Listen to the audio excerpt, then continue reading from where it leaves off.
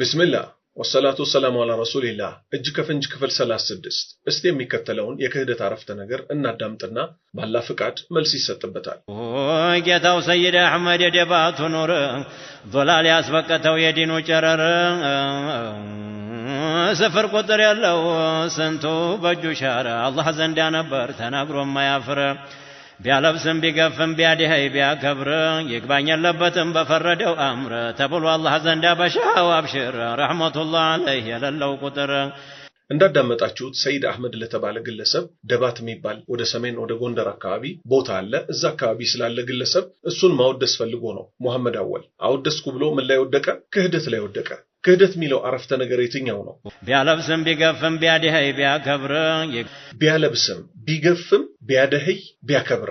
አላህ ያሳያችሁ። ልብስ ቢያለብስ ከለበሱ ሰዎች ላይ ደግሞ ቢገፋቸው ቢያድህያቸው ለአንዱ ደግሞ አንስቶ ገንዘብ ቢሰጠውና ቢያከብረው እኮ ይሄ ማን ስልጣን ነው? የአላሁ ስብሓነሁ ወተዓላ ስልጣን ነው። አላህ ምን አለ? ወመን ዩደቢሩል አምር፣ ጉዳዩን ሁሉ የሚያስተናብረው ማን ነው? የሚያለብሰው፣ የሚገፈው፣ የሚያደህየው፣ የሚያከብረው እሱ ማን ነው? አላሁ ስብሓነሁ ወተዓላ ነው። ቀጠለና አላህ ምን አለ?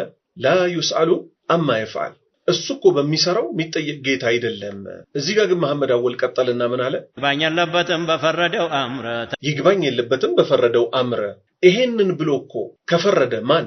ሰይድ አህመድ የተባለው ግለሰብ ቢያለብስም ቢገፍም ቢያደህይም ቢያከብርም ይግባኝ አይባልም። ለምን አይባልም? ለምን ማይባለው ማን ብቻ ሆኖ ሳለ? አላህ ብቻ ሆኖ ሳለ። ስለዚህ አላህን ስልጣን አምጥቶ ለማን ሰጠ? ለሰይድ አህመድ። ሁለት ከባባድ ክህደቶችን ፈጸመ። አንደኛ ምን?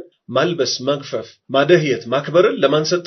ከአላህ አንስቶ ለሰይድ አህመድ። ቀጠለና ሁለተኛ ክህደቱ ደግሞ አላህ ብቻ ነው በሚሰራው ማይጠየቀው። እሱ ግን ምን አለ? ይግባኝ የለበትም በፈረደው አምር ሲል ሰይድ አህመድ ለተባለው ግለሰብ የፈለገውን እኮ ቢፈርድ የፈለገውን ደሃ ቢያደርግ የፈለገውን ሀብታም ቢያደርግ እኮ በፈረደው ጉዳይ ላይ እኮ ለምን ሰራህ አይባልም ሲል የአላህን ስልጣን አንስቶ ሰጠው። መጨረሻ ላይ ምን አለ መሐመድ አወል? ተብሎ አላህ ዘንዳ በሻው አብሽር፣ ተብሎ አላህ ዘንዳ በሻው አብሽር።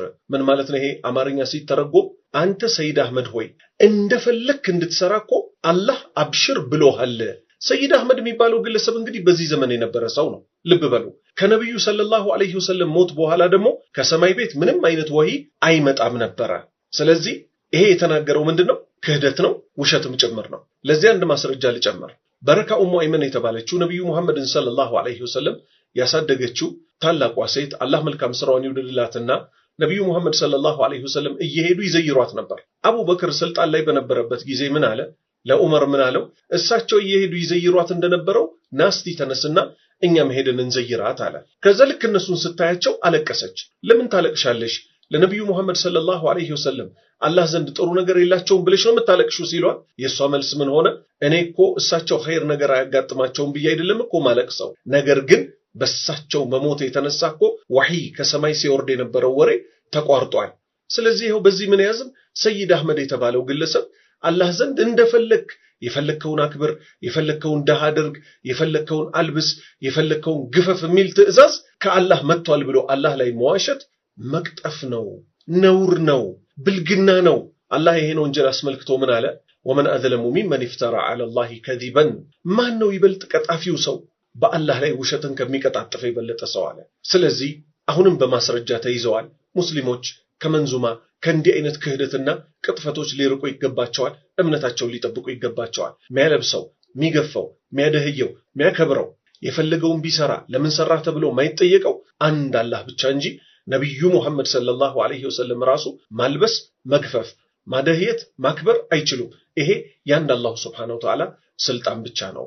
ጨርሻለሁ። ሱብሓነከ አላሁመ ወቢሐምዲክ አሽሀዱ አን ላ ኢላሃ ኢላ አንተ አስተግፊሩከ ወአቱቡ ኢለይክ።